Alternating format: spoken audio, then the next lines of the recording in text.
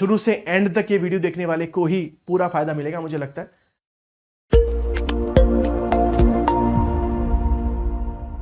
Hello all, welcome to the channel Trust IAS. ये video पुराने video का ही कंटिन्यूएशन है। पिछली वीडियो में मैंने बताया था आपको कि अभी आप किस तरह की प्रॉब्लम फेस कर रहे होंगे और उनको डील कैसे करना है। एक बहुत ही इंपॉर्टेंट रिक्वेस्ट थी जो काफी बच्चों ने की थी और मुझे भी लगता है जरूरी है, वो ये है कि बचा हुआ जो टाइम है हमारे पास, हम उसे कैसे बेस्ट यूज करें। देखिए, अगर मैं आज ये वीडियो रिकॉर्ड कर रहा हूं तो मोटा मोटा आपके पास 45 डेज का टाइम बचा है एग्जाम को लेकर। मान लीजिए हमारे पास अभी 45 डेज बचे हैं जब हमारा एग्जाम होने वाला है, और थोड़े दिनों बाद ये हो जाएगा कि आप सोचेंगे भगवान एक दिन और दे दे, 2 दिन और दे दे तो मैं बहुत कुछ कर लूंगा। भगवान तो देगा नहीं, भगवान देगा नहीं, क्योंकि भाई प्रकृति तो अपने हिसाब से चलेगी। 45 दिन मतलब 45 दिन।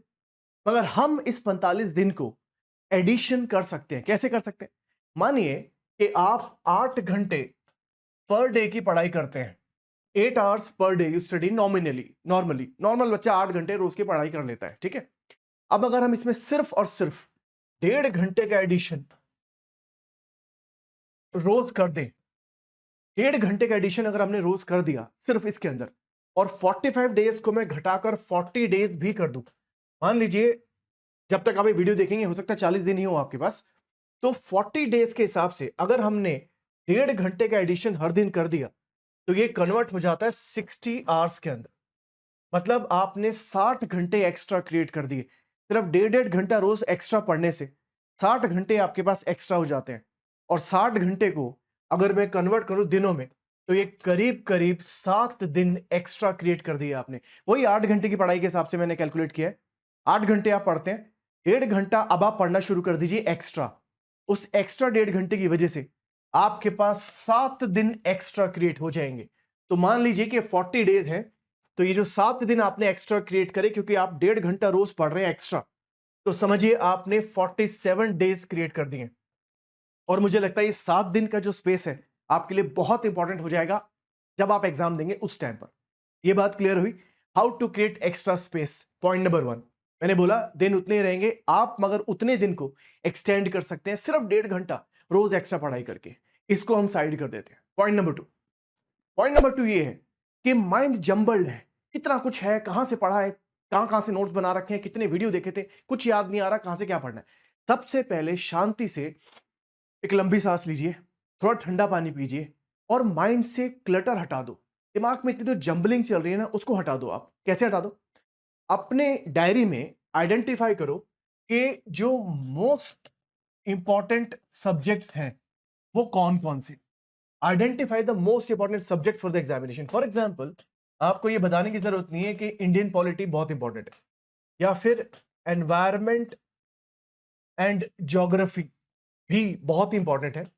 उसके बाद मॉडर्न हिस्ट्री भी काफी इंपॉर्टेंट बन जाता है, और इसके साथ थोड़ा एंशिएंट हिस्ट्री मुझे लगता है कि अपने आप में एक इंपॉर्टेंट स्पेस रखता है अब जो डिस्पेंसेशन है पावर में उसके हिसाब से। तो मॉडर्न हिस्ट्री, एंशिएंट, साथ में इकोनॉमिक्स। इकोनॉमिक्स के साथ में अपने आप में जो बहुत बड़ा एरिया है वो है current affairs. Current affairs across the subjects important है। इसके साथ में साइंस एंड टेक भी इंपॉर्टेंट है। तो आपने मोस्टली जो मोस्ट इंपॉर्टेंट सब्जेक्ट है, मैं ये नहीं कहता इसके अलावा कुछ आता नहीं, इसके अलावा भी चीजें आती हैं, मगर आपको ये सब्जेक्ट अगर आपने स्ट्रॉन्ग कर ली तो पास होने के लिए काफी हो जाता है। तो अगर आपने ये सब्जेक्ट आइडेंटिफाई करे कि ये मोस्ट इंपॉर्टेंट सब्जेक्ट है, अब हर सब्जेक्ट के अंदर आप आइडेंटिफाई कीजिए कि मेरे सोर्स क्या होने वाले। मतलब मैंने पॉलिटी पढ़ा है तो मैं कहां से पढ़ा है और अब मैं कहां से पढ़ूंगा उसको। और हर सब्जेक्ट में सिर्फ एक सोर्स रखिए, 10 सोर्स लेके मत चलिए। एग्जांपल मैं आपको देता हूं। मान लीजिए पॉलिटी आपने मुझसे पढ़ा, तो आप यहां लिखते हैं class notes. Class notes and Laxmikanth. Class notes and Laxmikanth. And क्यों बोल रहा हूं? जो टॉपिक आपने क्लास नोट से कर लिए हैं उनको क्लास नोट से रहने दीजिए। जो बचे हुए चैप्टर्स हैं जो क्लास में नहीं कराए गए थे फॉर सम रीजन, वो आप लक्ष्मीकांत से कर सकते हैं। मान लीजिए बहुत कोई फैक्चुअल चीज थी, वेरियस बॉडीज है, नेशनल ह्यूमन राइट्स कमीशन है, सेंट्रल इंफॉर्मेशन कमीशन है, national commission for schedule caste है, एग्जाम्पल, ये सारी चीजें आप लक्ष्मीकांत से कर सकते हैं। तो आपने आइडेंटिफाई कर लिया कि भाई ये सोर्स है मेरा क्लास नोट्स और लक्ष्मीकांत, इसके ऊपर मैंने कुछ नहीं करना है। छोटा सा एग्जांपल मैं आपको और देता हूं। फॉर एग्जांपल आप मान लीजिए मॉडर्न हिस्ट्री की बात करते हैं, आप कहते हैं भाई जो भी आपने जहां से भी पढ़ा है, क्लास नोट्स या फिर कुछ बच्चे अगर खुद ही पढ़ रहे हैं तो आप यहां लिख सकते हैं भाई मैंने स्पेक्ट्रम से पढ़ा था, मैं स्पेक्ट्रम से पढ़ूंगा जो बचा हुआ है और मैं वहीं से रिवीजन भी करूंगा। बात इस तरीके से आप जो मेजर सोर्सेज है सिर्फ एक रखना है आपने। Don't have 2-3 sources for every subject now. और अब क्योंकि एक तरह से मैं बोलूंगा आपको कि अब हम बहुत ही डेस्परेट मेजर ले रहे हैं, इसलिए मैं ये बातें बोल रहा हूं। अब मैं बहुत आइडियल हो जाऊंगा तो कोई फायदा नहीं है। प्रैक्टिकली प्रैग्मेटिकली जो हो सकता है हम वही बात करेंगे। हर सब्जेक्ट के अंदर एक सोर्स आइडेंटिफाई करी या हमने उसको लिख लिया। अब लिख लेने के बाद आप सिर्फ इन किताबों को अपनी टेबल या अपनी साइट पे रहने दीजिए। सिर्फ ये किताबें आपको अपनी टेबल या अपनी नजर पे दिखनी चाहिए। बाकी कोई किताब कोई सोर्स हो उसको हटा दीजिए, आपकी आंखों के सामने ही नहीं आना चाहिए, वरना हर तरफ किताबें देख देख के आपका दिमाग परेशान होगा, एफिशिएंसी कम हो जाएगी। बी वेरी क्लियर, क्लटर हटा दो, सिर्फ ये बुक्स अपने सामने रखो, बाकी सारी किताबों को धक्का दे दो, सिर्फ इनसे हमने रिवीजन करना है। देखिए इकोनॉमिक्स और साइंस एंड टेक की बात भी मैंने की आपसे। इकोनॉमिक्स और साइंस एंड टेक में ज्यादातर लोगों को लगता है कि जब तक हमें साइंस नहीं पूरी पड़ी तब तक हम कर नहीं पाएंगे, जब तक हम इकोनॉमिस्ट नहीं बन गए हम क्वेश्चन नहीं कर पाएंगे। अगर आपको थोड़ा सा भी कॉन्सेप्चुअली वीक लग रहा है, इकोनॉमिक्स है साइंस एंड टेक है, कॉन्सेप्ट शेकी हैं, पता तो है मगर कॉन्सेप्ट क्लियरली होल्ड में नहीं है, तो कम से कम करंट अफेयर्स करके जाइए उसके ऊपर। जैसे मान लीजिए इकोनॉमिक सर्वे या जो अभी लेटेस्ट एडिशंस हुए हैं साइंस एंड टेक की फील्ड में, करंट अफेयर्स के थ्रू इकोनॉमिक्स और साइंस एंड टेक को काफी पुश दिया जा सकता है। Using current affairs you can give a good push to economics and science and tech particularly, क्योंकि मोस्टली बच्चों की जो कॉन्सेप्ट्स हैं वो यहाँ वीक होते हैं। कॉमर्स बैकग्राउंड का बच्चा है, आर्ट्स बैकग्राउंड का बच्चा है, उसे लगता है कि साइंस एंड टेक उसका वीक है, या इकोनॉमिक्स में उनको लगता है कॉन्सेप्ट्स वीक है। ऐसा अगर उन्हें लगता है तो करंट अफेयर से उसको सप्लीमेंट कर सकते हैं। क्योंकि मान लीजिए इकोनॉमिक सर्वे में वो 3-4 सवाल, मान लीजिए आपसे वो 2 सवाल भी पूछता है, इकोनॉमिक सर्वे आपने ठीक से किया हुआ है, 2 रीडिंग मारी थी उसकी, आपने 2 क्वेश्चन वहां कर दी, तो चाहे आपने करंट अफेयर से उठाया, वो आपको लगेगा आपने इकोनॉमिक्स कर दिया। तो इकोनॉमिक्स हुआ साइंस एंड टेक हुआ, इसको लेके इतना ज्यादा घबराने की जरूरत नहीं है। वहां पे हेल्प करेगा आपका करंट अफेयर्स, क्योंकि करंट अफेयर से इंस्पायर्ड काफी क्वेश्चन आते हैं इस फील्ड। अब होता क्या है, आपने को ये लगता है मैं पॉलिटी पढ़ रहा हूं तो मैं पूरा head to tail polity cover करूं, हमें ये नहीं करना है। हमें पहले अपने आप को एक सेफ सिचुएशन में लेके आना है। तो वो 100% तो कभी हो ही नहीं सकता, 100% सिलेबस भी कभी कवर कोई कर नहीं सकता। तो अगर हम एक प्रैक्टिकल पर्सपेक्टिव से देखें तो हर सब्जेक्ट के अंदर, जैसे पॉलिटी, मॉडर्न हिस्ट्री, एनवायरमेंट, पहले आप 70% ऑफ ईच सब्जेक्ट कवर कीजिए। आप ऐसा मत कीजिए कि सिर्फ पॉलिटी पढ़ने बैठ गए तो पॉलिटी पढ़े जा रहे हैं, या हिस्ट्री उठा ली तो हिस्ट्री पढ़ रहे हैं। ऐसा कीजिए कि थोड़ा थोड़ा, देखिए यूपीएससी अनप्रेडिक्टेबल है, कहां से ज्यादा सवाल पूछ ले कुछ नहीं कह सकते। पिछली बार मान लीजिए साइंस एंड टेक से ज्यादा पूछे, इस बार हो सकता है पॉलिटी से ज्यादा पूछ ले, या हो सकता है हिस्ट्री से ज्यादा पूछ ले, हम कह नहीं सकते। तो सबको थोड़ा थोड़ा लेके चलना है। 70% पॉलिटी, 70% हिस्ट्री, 70% एनवायरमेंट, 70% इकोनॉमिक्स, इस तरीके से हमें सबको साथ चलाना है। अब अगर वो किसी एरिया से ज्यादा सवाल पूछ भी ले तो हम सेफ हैं। ऐसा नहीं है पॉलिटी पूरी तैयार है हिस्ट्री 0 है, ऐसा नहीं करना है। 70% हर सब्जेक्ट को हमें पहले कवर करना है, उसके आगे हम बढ़ेंगे। पूरी तैयारी को हम 3 राउंड में डिवाइड कर सकते हैं। अभी जो बचा हुआ टाइम है हम उसको 3 राउंड में डिवाइड कर सकते हैं। राउंड नंबर 1, इसको मैं देता हूं 30 डेज। राउंड नंबर 1 को हम देते हैं 30 डेज, राउंड नंबर 2 को हम देंगे 10 डेज, और राउंड नंबर 3 को हम देंगे 4 डेज। ओके, सारे जो मतलब बचा हुआ जो 44-45 दिन का टाइम है मैंने उसको ऐसे डिवाइड कर दिया, 30, 40 एंड 4। 30 डेज के अंदर आप एक आराम से शांति से बैठ के अपना जो भी सब्जेक्ट्स थे उनकी आराम से रीडिंग लगाइए। मान लीजिए आराम से का मतलब ये नहीं कि बहुत ही चिल होके, थोड़ा सा पेस पकड़नी पड़ेगी आपको, मगर फिर भी शांति से पढ़िए उसको। कॉन्सेप्ट पढ़िए, जो भी आपका सोर्स था, मान लीजिए आप क्लास नोट से पढ़ रहे हैं, पढ़िए उसको। फॉर एग्जांपल फंडामेंटल राइट्स पढ़ रहे हैं, नोट्स खोलिए। फंडामेंटल राइट्स का मतलब ये है, फंडामेंटल राइट्स ऐसे होते हैं, ये होता है, वो होता है, सब पढ़ना है, और उसे अंडरलाइन करते चलिए। हाईलाइट कर लीजिए, अंडरलाइन कर लीजिए। और अगर आप कुछ ऐसा कर सकते हैं कि उन्हीं नोट्स के छोटे छोटे छोटे फर्रे मतलब ये नहीं कि वहां लेके जाना है आपको, फर्रे मतलब एंड मोमेंट रिवीजन के लिए। जैसे मान लीजिए 10 लाइन में मैंने आपको नोट्स लिखा है, तो 10 लाइन को आप कन्वर्ट कर दीजिए 5 वर्ड्स में। इलेक्शन ऑफ द प्रेसिडेंट है या वाइस प्रेसिडेंट है, उनके बारे में जो भी लिखा है। वाइस प्रेसिडेंट में मान लीजिए मैंने आपको 3 पेज के नोट्स लिखाए हैं, तो उसको आप कन्वर्ट कर दीजिए 4 लाइन के अंदर। 4 लाइन में वाइस प्रेसिडेंट कवर करना है, word word main word form. और ये जो आप राउंड फर्स्ट में रीडिंग मारेंगे ना, इसी में आप चाहें तो अपना जिस्ट नोट्स बना सकते हैं, आप उसी में अपने जिस्ट नोट बना सकते हैं, उसकी समरी बना सकते हैं, बहुत ही छोटी समरी। यही समरी आपको हेल्प करेगी आखिरी मोमेंट पे रिवीजन करने की। और जो आपने सोर्स आइडेंटिफाई करें वहीं से पढ़ना है, कहीं से ऐसे नहीं कि चल लिखा तो कुछ और था, एक और किताब दिख गई वहीं से पढ़ना शुरू कर दिया अचानक से। किसी टॉपर ने बोला था भाई वो किताब मैंने पढ़ी थी, वो खरीद लाया, एंड मोमेंट में पढ़ना शुरू कर दिया। थोड़ा अपने ऊपर फेथ रखो, भगवान सबका साथ देगा, मगर फेथ अपने ऊपर ही रखना पड़ेगा आपको।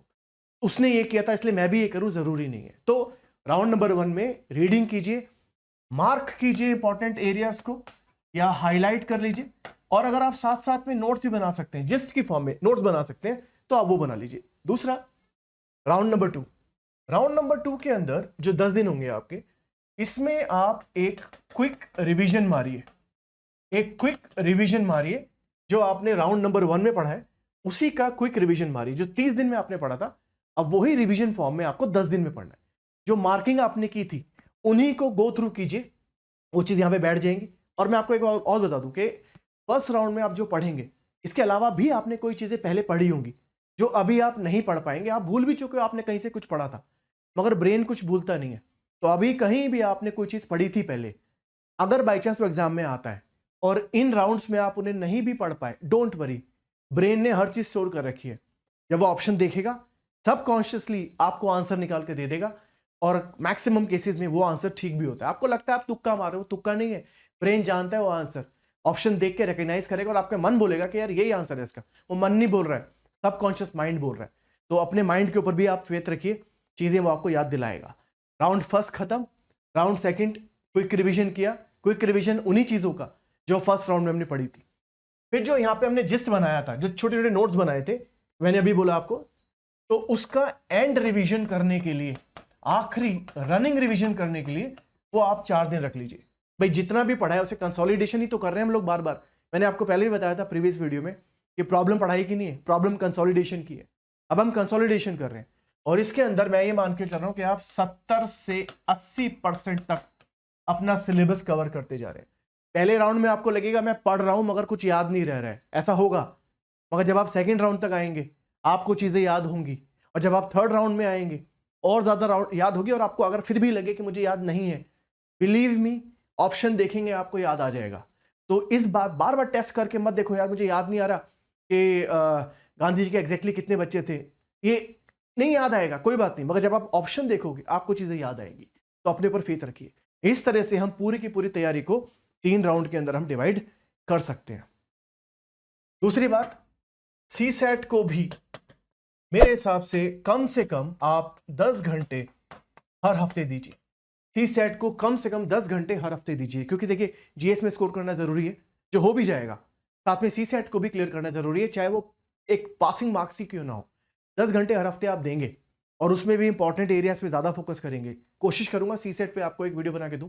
तो 10 घंटे अगर आपने हर हफ्ते तैयारी करी सीसैट की भी, तो ये भी जरूरी है, इतना टाइम निकालना पड़ेगा। मगर अब टाइम कहां से आएगा, आसमान से तो आएगा नहीं। मैंने बोला आपको पहले कि 1.5 घंटा रोज का आप एडिशनल पढ़िए। 8 घंटे आप पढ़ रहे थे, 9.5 घंटे पढ़ना शुरू कीजिए, इस तरह से टाइम निकलेगा। अब आप ये कह सकते हैं मैं तो 14 घंटे पढ़ता हूं, ये तो 9 घंटे की बात हो रही है।